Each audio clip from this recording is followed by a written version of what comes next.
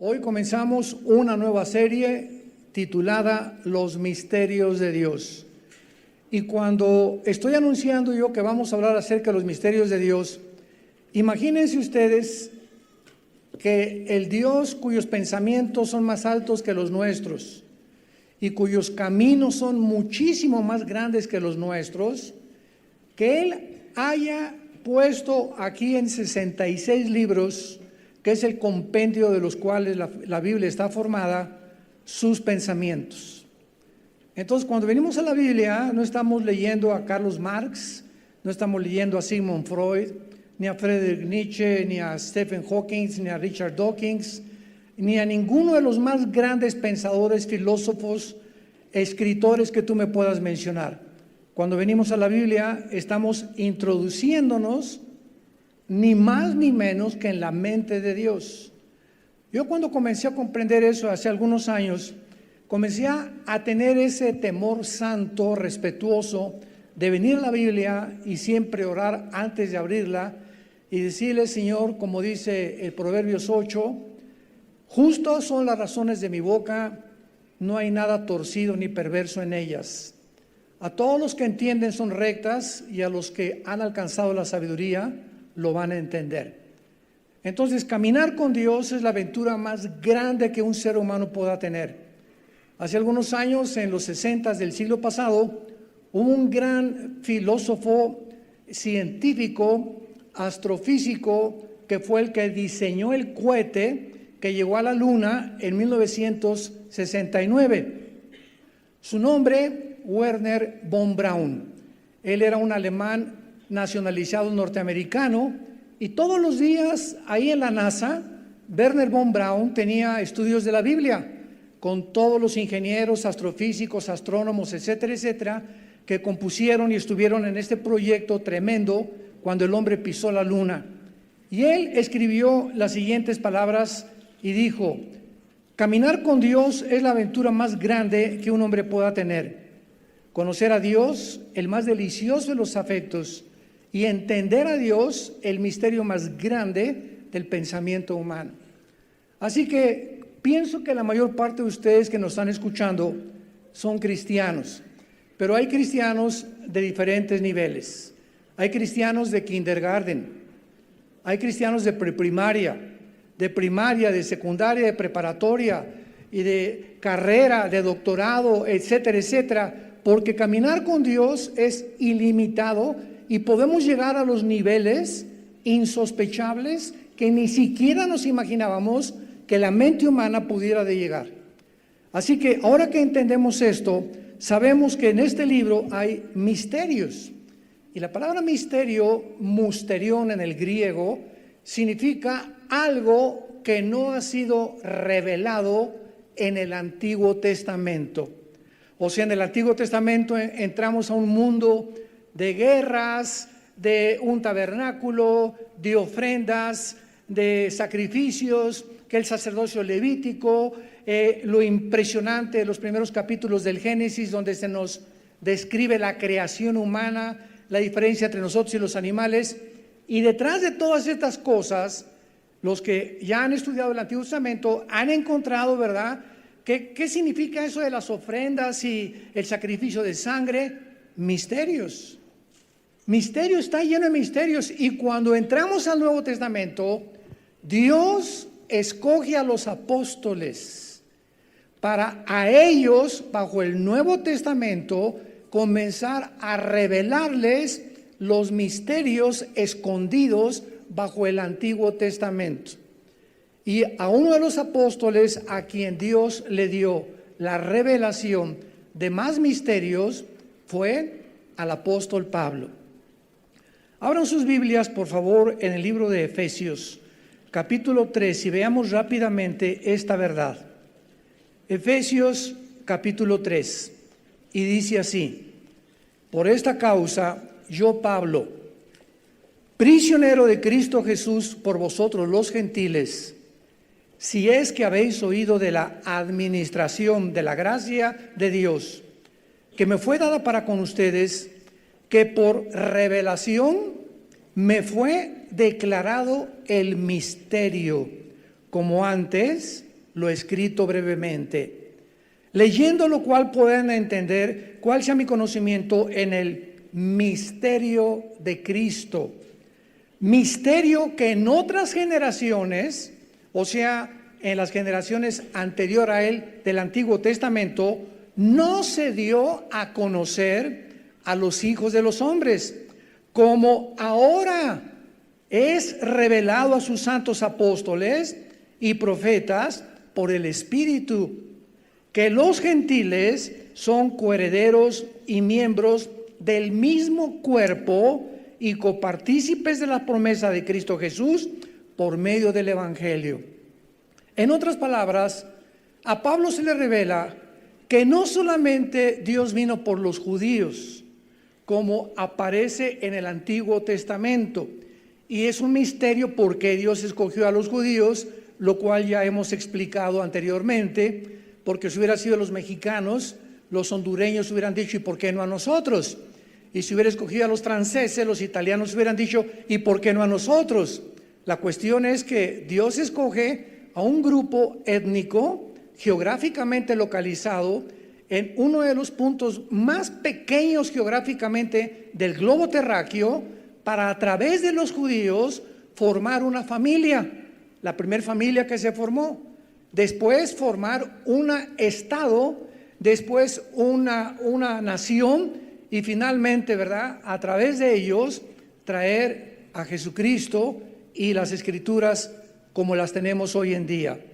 Entonces, en el Antiguo Testamento, los judíos creyeron que ellos eran privilegiados y consentidos de Dios, pero no se les reveló hasta que el Espíritu Santo vino y comenzó a morar dentro de los seres humanos en Pentecostés, que no eran los únicos, sino que ahora los gentiles, y estamos hablando de palestinos, libaneses, árabes, mexicanos, ingleses, de cualquier parte del mundo, podíamos junto con ellos formar parte de una nueva entidad que se llama en la Biblia la iglesia.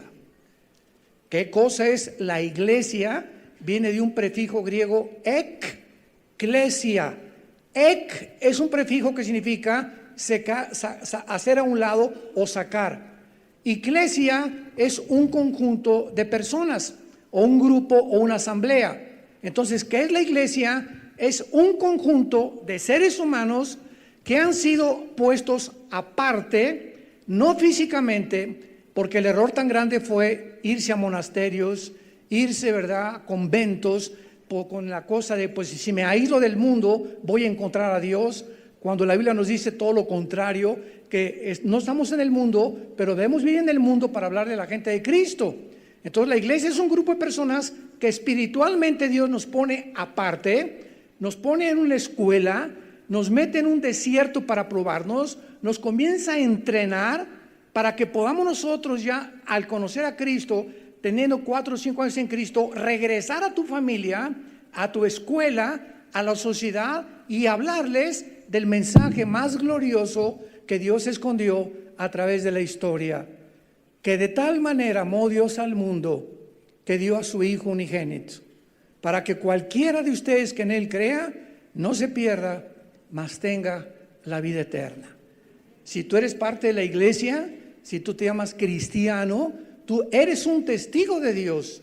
Y si tú te dices cristiano y no has dado este testimonio, comenzando en la familia, a tus amistades, tu cristianismo no es cristianismo, es una mera religión. Entonces es importantísimo poder divorciar las religiones y lo que es un religioso de un cristiano, porque cuando Cristo bajó hace 2000 años, no bajó a traernos una nueva religión de las cientos de religiones que hay en el mundo. Él bajó del cielo a traernos la reconexión con su Padre mediante su sacrificio en la cruz. Entonces, cuando alguien, por ejemplo, en Estados Unidos, que ya ves que llenan muchos formularios para diferentes cosas, me preguntan, ¿usted qué religión tengo? Le pongo ninguna. ¿Cómo que usted no tiene ninguna religión? No tengo ninguna religión. Yo no soy religioso. Entonces, ¿qué profesa usted? Yo soy cristiano. Y el cristianismo es una relación dinámica viva, orgánica, con alguien que está vivo. Tú puedes ser católico o protestante o mormón o nazareno o bautista o presbiteriano sin tener una relación con Jesucristo. Eres religioso. Heredaste, tus papás eran bautistas, pues tú eres bautista. Tus papás eran católicos, heredaste la religión católica. Eres mormón, heredaste la religión mormona. Pero eso no nos hace cristianos. Es como si entrar a McDonald's, te conviertes en una hamburguesa. Muy bien. La Biblia, pues, es un libro lleno de misterios. A mí me apasiona investigar, conocer los misterios que todavía están comenzando. Vamos a demostrar en primer lugar, en esta mañana, que estos misterios, los más profundos que encontramos de la mente de Dios, ¿a quién creen que se les va a ser revelados? A nosotros, los de esta generación. No a los del siglo XX ni a los del siglo XIX. Somos nosotros, lo vamos a corroborar esto, porque esto nos va a entusiasmar más, que Dios está ahorita buscando hombres y mujeres a quienes revelarles sus pensamientos, los íntimos secretos más profundos de su ser y de su espíritu, para que nosotros podamos llenarnos con este conocimiento, no para enriquecer el intelecto, sino para poder comunicarlo al mundo, a un mundo que a nuestro alrededor se está derrumbando. Un mundo que se está derritiendo, un mundo que está en una oscuridad como jamás lo habíamos visto. Muchas de las cosas o los misterios que eran oscuros todavía hace algunos años se van a aclarar para todas aquellas personas a quienes fueron escritas mientras más nos acercamos a los tiempos finales. Veamos algunos pasajes de la Biblia, por ejemplo, en el libro de Daniel, capítulo 2, versículos 27 y 28. Aquí es un caso cuando el rey Nabucodonosor, rey de Babilonia, tuvo un sueño, como se recordarán, de una estatua grandísima, y pues el misterio, era un misterio, el sueño de Nabucodonosor, como lo vamos a ver, le fue revelado a Daniel. Daniel capítulo 2, versículo 19 dice, entonces el secreto, ¿qué secreto? El secreto de Nabucodonosor. ¿Qué fue lo que soñó Nabucodonosor? Le fue revelado. Toda la mente de Dios viene por revelación. Sígame con mucho cuidado. La mente de Dios, la mente humana no puede penetrar en la mente de Dios. Tú me puedes decir, pues mire, yo soy físico matemático y tengo 3 doctorados en psicología. Me puedes decir la disciplina académica que tú me quieras mencionar. Si tú quieres conocer a Dios, no lo vas a conocer ni mediante tu intelecto ni por medio de la investigación científica. ¿Por qué? Porque Dios se revela. Y esta revelación viene del Espíritu de Dios al espíritu humano. Entonces, si tú no tienes al Espíritu de Dios y eres una persona muy inteligente, eres una persona que has obtenido los mejores grados en tu universidad o escolaridad, no te sirve para venir a la Biblia. Por eso la mayor parte de los ateos vienen a la Biblia y ¿qué hacen? Por no entender la mente de Dios, la atacan. Tiene contradicciones. ¿Cómo es posible que Adán y Eva sean los primeros padres? ¿Cómo es posible esto? No, y aquí hay mucha sangre y guerras. Y Dios, como dijo Christopher Hitchens, un inglés que acaba de morir ateo, no es que el Dios de la Biblia es un Dios cruel, es un Dios que manda a matar, etcétera, etcétera. ¿Por qué se expresan de esta manera esas personas? Porque simplemente no han entendido qué cosa la mente de Dios. Es igual que un niño de 4 o 5 años. Papá, ¿por qué me pegas? Parece un oso, parece toxina, papá. Si tú me quisieras, no me pegarías. Sin entender que muchas veces la disciplina administrada a los niños forma parte de nuestro amor. Porque el que no corrige a su hijo desde pequeño, dice la Biblia, ¿verdad?, lo odia. Dejar a un niño crecer caprichoso es un niño que se convierte en un delincuente juvenil cuando él llegue a esa edad. Entonces vemos en versículos 27 y 28 de Daniel 2 que enfrente del rey, Daniel le responde y le dice: el misterio que el rey demanda, ni sabios, ni astrólogos, ni magos, ni adivinos lo pueden revelar. Pero hay un Dios en los cielos, el cual revela los misterios. Y él ha hecho saber al rey Nabucodonosor lo que ha de acontecer en los postreros días. Vemos nosotros pues de que Daniel le da un conocimiento que no pudo ser obtenido a través de contactos con los muertos o en espíritus que hacen que se juntan para invocar el espíritu de medios contra el demo, el espíritu de los espíritus que andan por ahí flotando. Por la ignorancia de la Biblia, la gente cree que podemos tener contacto con los muertos. Y la Biblia prohíbe algún intento de nosotros de querer contactarnos con alguien muerto, porque no va a ser con tu tía Cleofas con la que te vas a comunicar. Va a ser con demonios, espíritus demoníacos que engañan a los seres humanos para desviarlos de la revelación de Dios. Veamos ahora en Jeremías capítulo 23 otro pasaje. Jeremías capítulo 23, versículo 20, que dice así, Jeremías 23, 20. No se apartará el furor de Jehová hasta que lo haya hecho, y hasta que haya cumplido los pensamientos de su corazón. En los postreros días lo entenderán cumplidamente. Ya Dios comenzaba a los profetas del Antiguo Testamento a anunciarles muchas de las cosas que estoy haciendo ahorita y muchos de los juicios que he llevado a cabo no los van a entender. Los van a entender en los últimos días. ¿Cuáles son los últimos días? Los que tú y los que yo estamos viviendo. ¿Por qué comenzamos a comprender más a Dios? Porque hemos recibido su Espíritu dentro de nosotros. Y Él nos está abriendo completamente el entendimiento para comprender las cosas que ni por la investigación científica ni por la intelectualidad se pueden conocer.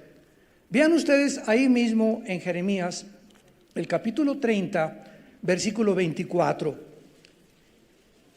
No se calmará el ardor de la ira de Jehová hasta que haya hecho y cumplido los pensamientos de su corazón. En el fin de los días entenderán esto. Otra vez se vuelve a revelarnos que es hasta el fin de los días cuando vamos a conocer un poco más de Dios. Y en el Salmo 111, versículo 10, hay una revelación extraordinaria y dice así: el principio de la sabiduría es el temor de Jehová. Buen entendimiento tienen ¿quiénes? Los que practican sus mandamientos. Su loor permanece para siempre. Porque hay cristianos que todavía, hermano, ¿podemos celebrar Halloween? Hermano, ¿puedo ir a este lugar? ¿Puede un muchacho usar tatuajes? ¿Las mujeres pueden usar pantalones? El pelo corto lo pueden usar las mujeres.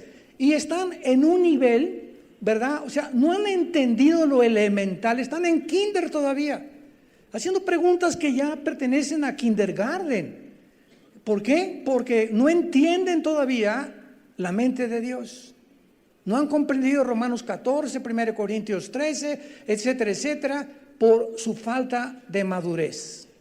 Ahora vayamos a 1 Corintios 2, que es el pasaje más clásico, más claro acerca de lo que estamos hablando. Este pasaje está lleno de profundidad y de la mente de Dios para que lo podamos entender. 1 Corintios capítulo 2, versículo 6 en adelante.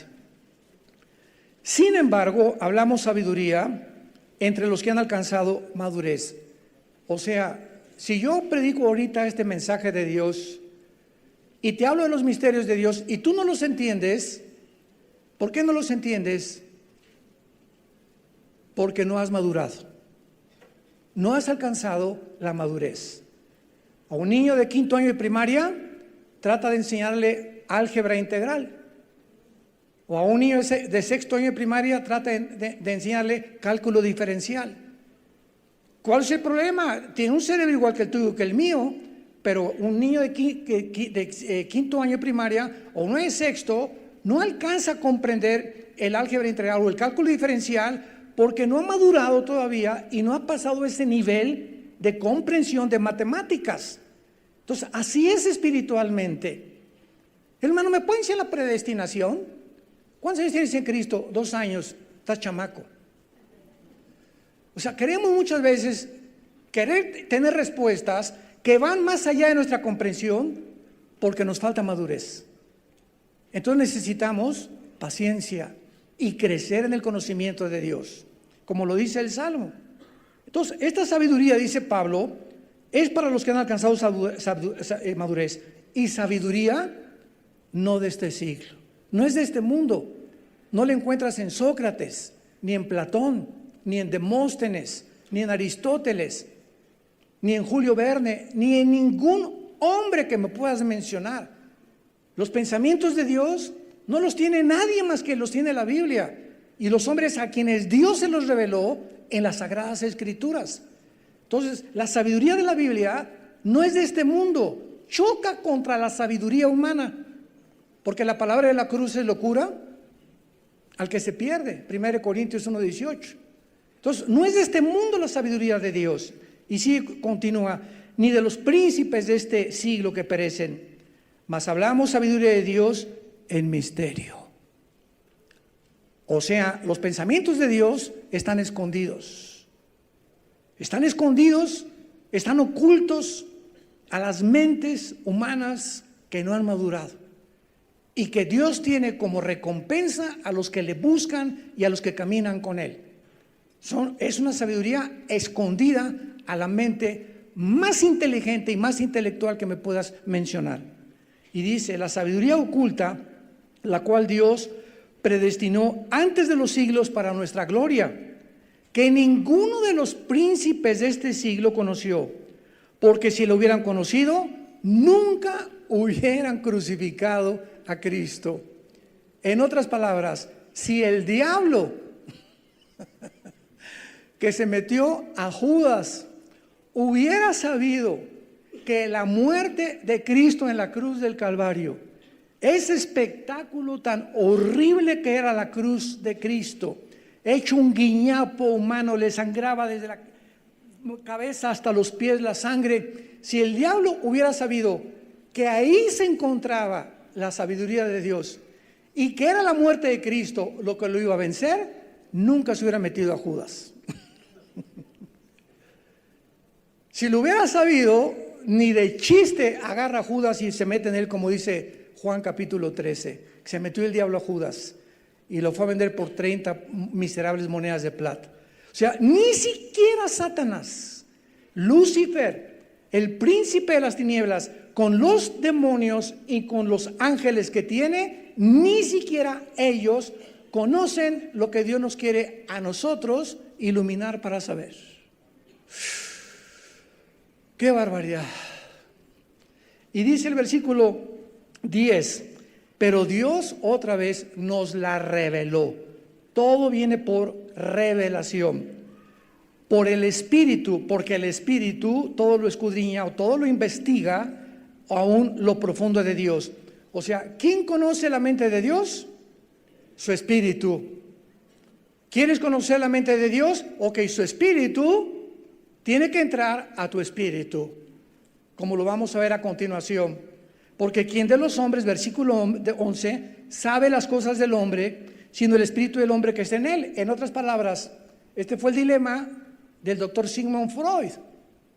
Freud trató de penetrar en lo más profundo del ser humano, que él consideró que era la psique, la mente.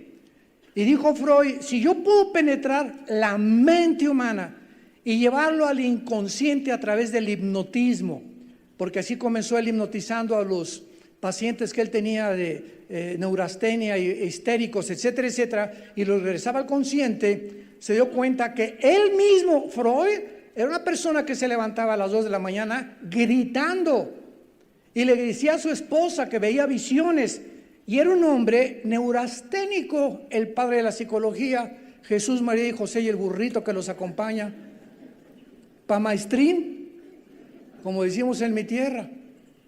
Entonces, él se equivocó. ¿Por qué se equivocó Freud? Por no entender que el ser humano no es mente nada más. Algo más profundo tiene el ser humano en su composición que Dios creó. Y es lógico que solo Dios nos pueda revelar quiénes somos y cómo funcionamos.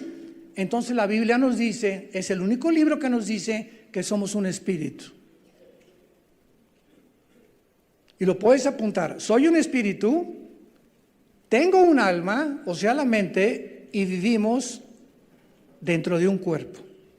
El cuerpo que tenemos, que está sujeto a la segunda ley de la termodinámica, a la ley de la entropía, que diario, celularmente estamos muriendo, es simplemente el envase donde algo más grande se nos revela en la Biblia que vive dentro de nosotros. Tenemos un alma y un espíritu, y cuando muramos, tu cuerpo puede caer en la panza de un tiburón, en un terremoto, te pueden quemar como quemaron a los cristianos los primeros años haciendo teas humanas, te pueden cremar o te pueden mandar al panteón, acabamos en el polvo. No importa lo que le hagan al cuerpo, pero el alma y el espíritu dentro de tu vida van a salir en el momento de tu muerte para presentarse delante de Dios como tu juez o como tu salvador. Porque tenemos una sola vida, esta vida nada más, para determinar qué vamos a hacer con Jesús. Y continúa Pablo diciendo, versículo 11, ¿quién de los hombres, esta pregunta la debió haber leído Freud, ¿quién de los hombres puede saber las cosas del hombre sino el espíritu del hombre que está en él? Así tampoco nadie conoció las cosas de Dios sino el espíritu de Dios. Hay lógica aquí, ¿verdad? Así como nosotros no podemos conocer a nosotros mismos, y todavía es el dilema de la antropología, ¿qué es el hombre? ¿Quiénes somos? Y como no hay respuestas, ¿qué creen que han contestado? Que venimos de chita, que somos animales evolucionados. Imagínense nada más la ignorancia del mundo pseudocientífico. Como no podrán jamás descubrir los elementos que forman al ser humano, también los científicos inventan teorías como la famosa teoría de la evolución, que la siguen enseñando en las universidades sin que haya una prueba, una sola prueba científica. Maestros que nos escuchan, universitarios, una sola prueba científica no existe de una mutación de una especie a otra especie, una sola. El famoso eslabón perdido. Y dice el versículo 12, y nosotros no hemos recibido el espíritu del mundo, sino el espíritu que proviene de Dios, para que sepamos lo que Dios nos ha concedido, lo cual hablamos también con palabras enseñadas por sabiduría humana, no con palabras de sabiduría humana, sino con las que enseña el Espíritu, acomodando lo espiritual a lo espiritual. Y el versículo 14 es crítico. El versículo 14 es importantísimo y nos da la respuesta por qué las personas ilustradas intelectualmente, premios Nobel de medicina, de matemáticas, de física, ateos, inteligentísimos en su filosofía, porque estas personas no pueden entender la mente de Dios. Y dice así, pero el hombre natural, que es la persona que no tiene el Espíritu Santo, no percibe o no recibe las cosas que son del Espíritu de Dios. ¿Por qué? Porque son locura para ellos. Ahí está. Son locura. La cruz, Adán y Eva, las guerras de la Biblia, la forma como se comporta Dios en la Biblia, las revelaciones de la Biblia, son locura. Y la mayor parte, el 98% de los ateos, hace poco murió uno de los más grandes ateos, Christopher Hitchens, Tengo varios debates de él en videos, los puedes ver con cristianos. Y Hitchens murió de cáncer a los 60 y tantos años de edad en Inglaterra. Y él escribió un libro diciendo que él creía, porque le preguntaron por qué no creía en Dios, por qué se volvió ateo.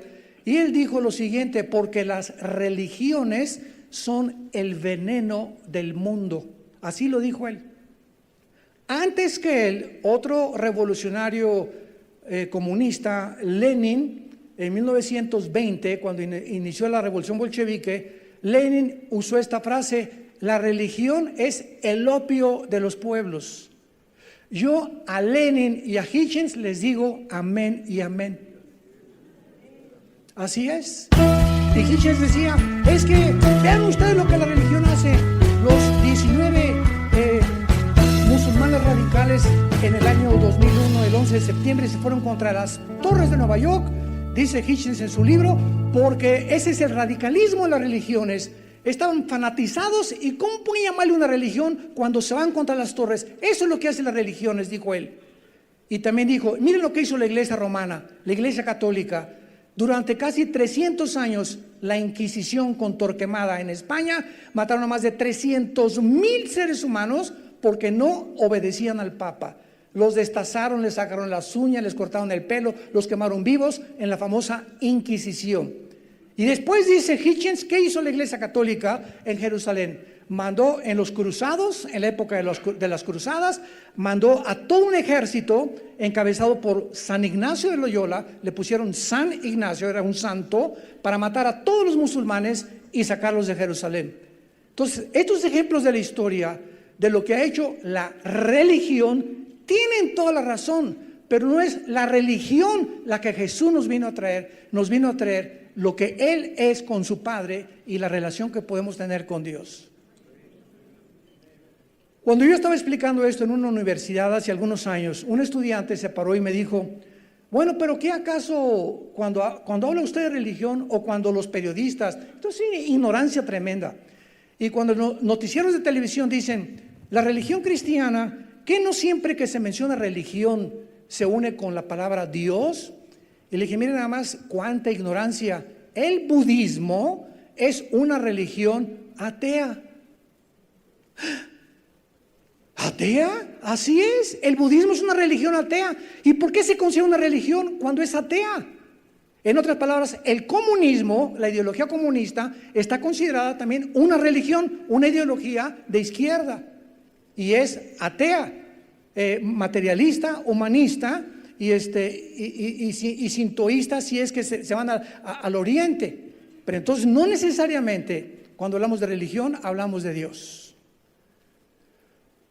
Cuando nosotros vamos a presentar esta información y esta revelación a las universidades, siempre los directores nos han dicho: oiga, doctor Alducin, usted viene a hablarnos de religión porque usted trae la Biblia. Le digo: ¿quién le dijo a usted que la Biblia es un libro religioso? Es que habla de Dios. Y pues el budismo también habla de Buda, y está clasificado en la Enciclopedia Británica como una religión, y es atea. Los hindúes traían millones de dioses. El comunismo no habla de Dios y es considerado una religión. ¿A qué me dice usted que la Biblia es un libro religioso? La Biblia, le contesto, es el documento histórico, el primer libro en haber sido impreso en la imprenta de Gutenberg. El libro que contiene los registros más antiguos de física, de genética, de biología, antropología, paleontología, química, psicología, psiquiatría y la disciplina académica que tú me quieras mencionar. Y se quedan así: ¿de veras? ¿No son leyendas? Cabeza de pera. ¿Por qué se expresan así? Por ignorancia. Fue lo que oyeron. En el noticiero una persona dijo esta, o un comentarista dijo esto, o sus maestros ateos en la universidad, es lo que le enseñan a los alumnos. La ignorancia, Jesús dijo, por la falta de conocimiento, mi pueblo va a morir.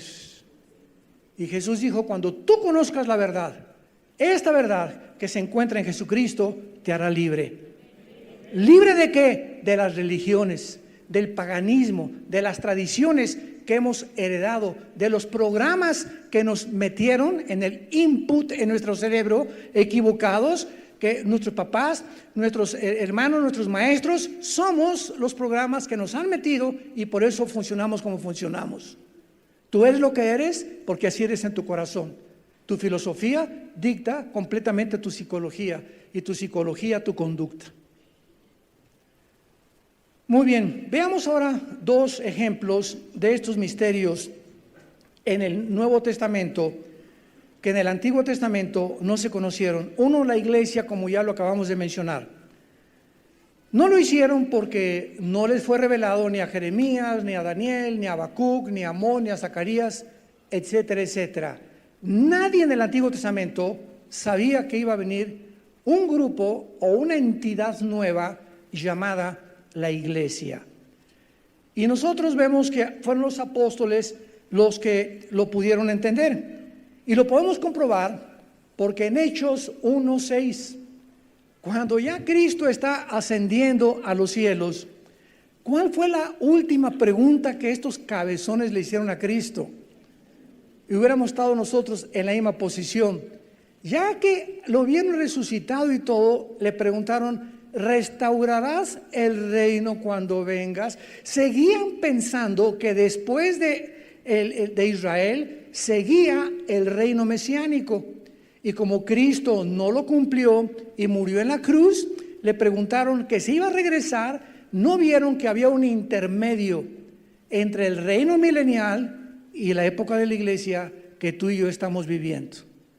Los mismos apóstoles, ya viendo a Cristo resucitado, no lo entendieron. Ya en el capítulo 2 de los Hechos viene el Espíritu en Pentecostés y los apóstoles comienzan a tener entendimiento del programa y del calendario de Dios.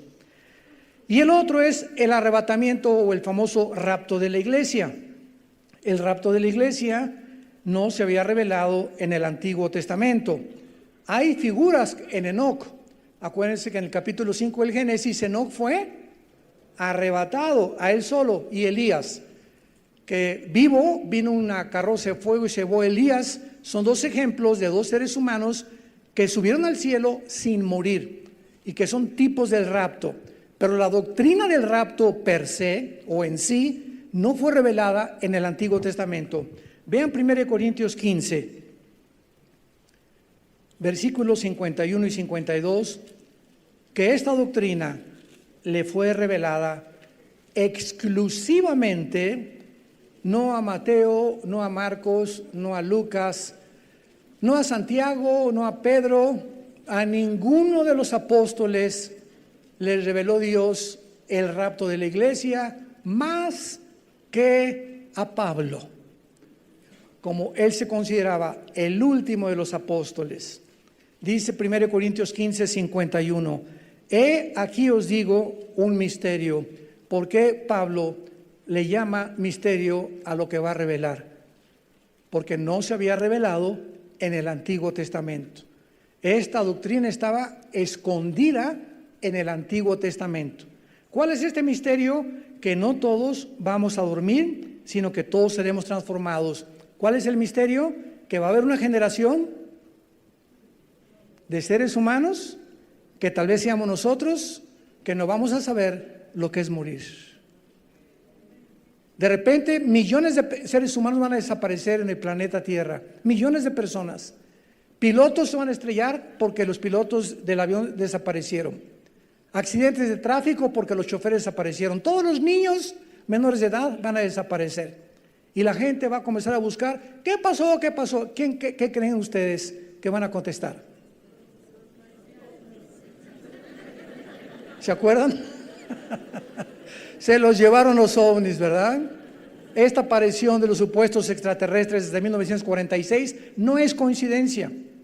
Ayer me mandaron un artículo que ya la Marina de Estados Unidos, los pilotos están comenzando a tratar de cazar ovnis, o sea, de investigarlos para ver cuál es su origen. Las Naciones Unidas tienen a una mujer hindú que está al frente de la investigación de los ovnis, y los que más investigan los ovnis es el Vaticano. El mismo Papa Francisco declaró hace algunas semanas que él cree que si hay extraterrestres, tal vez haya salvación por ellos en la cruz. Virgen de la Macarena. Bueno, dice así, Este es el misterio. No todos vamos a dormir. La Biblia le llama dormir a la muerte, pero todos seremos transformados. En un momento, en un abrir y cerrar de ojos, a la final trompeta, porque se tocará la trompeta, los muertos serán resucitados incorruptibles y nosotros, o sea, los que estemos vivos, seremos transformados. Esta verdad también la explica en 1 Tesalonicenses 4, del 16 al 17, que los muertos primero que murieron en Cristo van a resucitar antes que nosotros, y cuando ellos resuciten, ahí vamos detrás de ellos nosotros, dejaremos la pura ropa en el suelo. El cuerpo se deshará, nuestro espíritu y nuestra alma se saldrá de nosotros y nos iremos. Jesús nos está esperando en el aire para llevarnos con Él y regresar con Él en su segunda venida antes de establecer su reino milenial.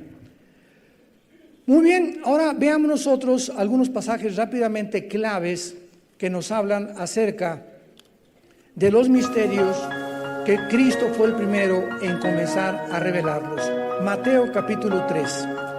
¿Recuerdan ustedes que todas las parábolas, todos los cuentos, como le llama mucha gente, de Cristo, se le llamó parábolas? Y recuerdan ustedes que en los tiempos de Cristo nadie lo entendía. Cristo, después de contar un cuento o una parábola, salió un sembrador y sembró semilla junto al camino. Una semilla se cayó junto al camino, vinieron las aves y se llevaron la semilla. Otra semilla cayó en un camino lleno de espinas. Estos son los que oyen la palabra y no duran mucho. Otro sembrador sembró junto a piedras, y también por el afán del mundo y el dinero se ahogó la semilla. Y finalmente la cuarta semilla fue sembrada en buenos corazones. Estos son los que se siembra la palabra y dan fruto al 100%. Y cuando Cristo hablaba estas parábolas, Mateo capítulo 13, versículo 9, después de hablar sobre la parábola, Jesús dijo: el que tiene oídos para oír, oiga. Mateo 13, versículo 9. Versículo 10. Entonces se acercaron los discípulos y le dijeron: ¿por qué les hablas por parábolas? Él respondió y les dijo: porque a ustedes les es dado saber. ¿Qué cosa? Los misterios del reino de los cielos, mas a ellos no les es dado. Por eso, cuando tú te conviertes y vas a tu familia y les comienzas a hablar de la Biblia, ellos no van a entender lo que tú aprendiste hoy. No van a entender lo que aprendiste el miércoles, y tú les puedes hablar y como que tienen un velo y no, pues se aferran a su religión, la que hayan heredado de sus padres, pero hasta que se conviertan, la venda se cae de los ojos y podemos comenzar a entender los misterios del reino de Dios. Ahora vean ustedes lo que dice en el versículo 35 de Mateo capítulo 13. Para que se cumpliera lo dicho por el profeta cuando dijo: abriré en parábolas mi boca, declararé cosas escondidas desde la fundación del mundo. Cuando Jesús aparece en el mundo, todo lo que Él comenzó a hablar, desde antes de que Dios creara el universo, ya Dios había elegido que fuera su Hijo Jesucristo, quien viniera hace 2000 años y comenzara a abrirnos el entendimiento a los seres humanos para que comenzáramos a comprender los misterios del reino de Dios. Esto es maravilloso. Vean Romanos capítulo 16 ahora. Romanos 16. Toda esta conferencia es precisamente para sentar las bases de esta maravillosa serie que va a ser un banquete, se los garantizo. Maravillosa palabra de Dios. Dice Romanos 16, versículo 25 y 26. Dice Pablo, Romanos 16, 25 y 26. Y al que puede confirmarlos según mi evangelio y la predicación de Jesucristo según la revelación del misterio que se ha mantenido oculto desde tiempos eternos. Ni los ángeles que fueron antes que nosotros, Dios tenía guardada este conocimiento, esta sabiduría para la iglesia, para nosotros. Y tú leyendo en las mañanas el Calimán, acostándote con las telenovelas, buscando y leyendo chatarra barata de periódicos y teniendo este libro maravilloso que no te imaginas lo que Dios quiere revelarte, pero por tu falta de consistencia y de disciplina, porque se necesita disciplina, Dios no puede premiarte revelándote sus pensamientos. Y entonces llega el momento, hermano, ¿con quién me casaré? ¿Será con Pancho o con Chencho? ¿Qué carrera voy a estudiar? ¿Puedo comprar este carro? ¿O será de Dios que me vaya a vivir a Oaxaca o a Veracruz? Entonces enfrentamos en la vida muchos dilemas. ¿Qué hago con mi hijo que está en las drogas? ¿Lo corro? ¿O es mayor de edad? ¿O lo interno en una clínica? Todas las decisiones que tomemos, recuérdalo, van a tener consecuencias. ¿Para bien o para mal? Entonces, si tú tomas una mala decisión, por ejemplo, de casarte con la persona equivocada, no te la vas a acabar. Te va a ir como en feria. ¿Por qué? Porque cuando tú tomaste esa decisión, no tenías la sabiduría de Dios. Lo que hiciste con tu matrimonio, lo hiciste porque o te divorciaste o te precipitaste porque no tenías la sabiduría para saber cómo resolver ese conflicto o qué decisión tomar. Cuando comenzaste a salir con esa muchacha, comenzaste a salir guiado por su cuerpo o por su cara o porque él tenía cara de Rambo. Y no por el hombre y la mujer que Dios quiere que sean llenos del Espíritu Santo, que sea el padre de tus hijos y la madre de tus hijos. Y así pasa en la vida. Todo lo cual nos tengamos que arrepentir y la amargura que ahorita tienes y el odio que el ser humano almacena en su alma y el rencor que tenemos es porque algo en nuestra vida pasada nos lastimó, nos herimos y le echamos la culpa a Dios. Y la madurez se alcanza cuando somos responsables y reconocemos que soy lo que soy ahorita y mi mente es lo que es porque yo mismo lo escogí y lo decidí. Yo soy lo que soy y estoy sufriendo lo que estoy sufriendo, no por mi papá, ni por mi mamá porque era prostituta, ni por mi papá que era traficante, ni por mi hermano que me violó. No, soy lo que soy yo porque yo tengo ahorita la solución para sanar mi alma y mi mente. ¿Se acuerdan ustedes del cuento de la calabacita? Para terminar, estaba una calabacita chueca en el campo y pasó el granjero y comenzó a cortar todas las calabacitas y echarlas al fuego. Y entonces la calabacita chueca, cuando se acercó el granjero, le gritó: oiga, ¿por qué me echó usted al fuego? Yo no tengo la culpa de haber nacido chueca. Y el granjero le contestó: no te echó al fuego porque hayas nacido chueca, sino porque nunca quisiste enderezarte. Yo no tengo la culpa de haber nacido así. Yo no tengo la culpa de haber tenido una madre prostituta y que me metió en un bote de basura cuando nací. Yo no tengo la culpa de que mis padres eran alcohólicos. Yo no tengo la culpa de que me hayan violado. No tienen la culpa de ninguna de esas cosas. Todos hemos sido heridos en la infancia o en la juventud de diferentes maneras. Aquí no hay ningún Santo Tomás de Aquino, ni ningún querubín. Somos seres humanos lastimados y a eso vino Cristo en la cruz del Calvario. No tenemos culpa de nada, pero si te sigues victimizando, pobrecito de mí, como los perros cuando pobrecito de mí, lamento ser, ya tienes años victimizándote y de ahí no vas a salir. Mientras mantengas esa actitud mental, no hay solución ni medicina para tu vida. Tú tienes que reconocer: sí, estoy lastimado, estoy herido, no quiero mencionar a nadie en mi pasado, solo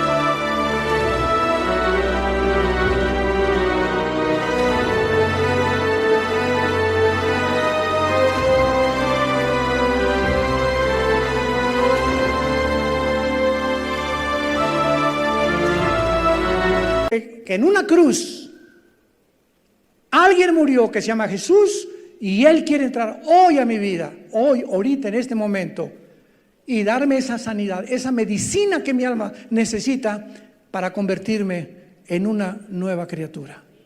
¿No quisieras tú en esta mañana hacer esta decisión, tal vez por primera vez en tu vida? Inclinemos la cabeza y con tu rostro inclinado dile: Señor mío y Dios mío, gracias te doy esta mañana por estas buenas noticias de que sí hay una solución a mi vida,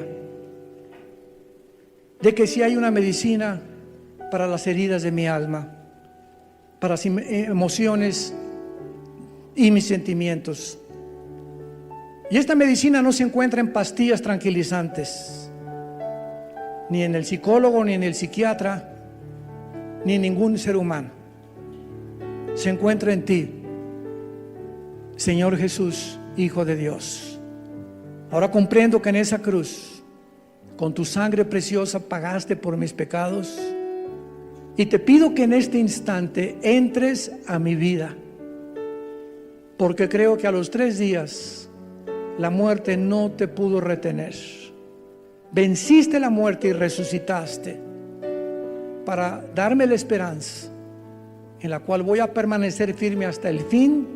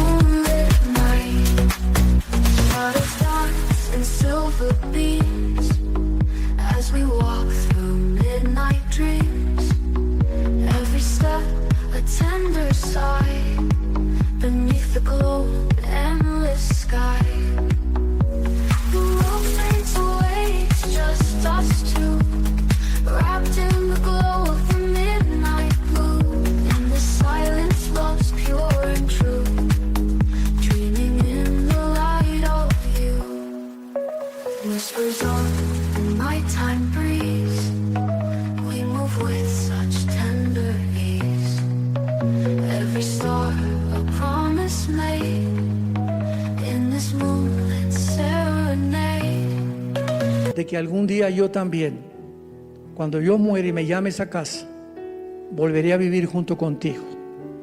Gracias por perdonarme todos mis pecados, porque me arrepiento de mi vida pasada. Y gracias por darme este perdón que no merezco, pero que lo recibo por tu gracia y por tu misericordia de lo que hiciste en la cruz. Amén. Gracias a Dios por este libro. Se llama la Biblia. Gracias a Dios. Gracias, Padre Santo, por la palabra de Dios. Vida Nueva para el Mundo se sostiene y propaga el mensaje de salvación de Jesucristo.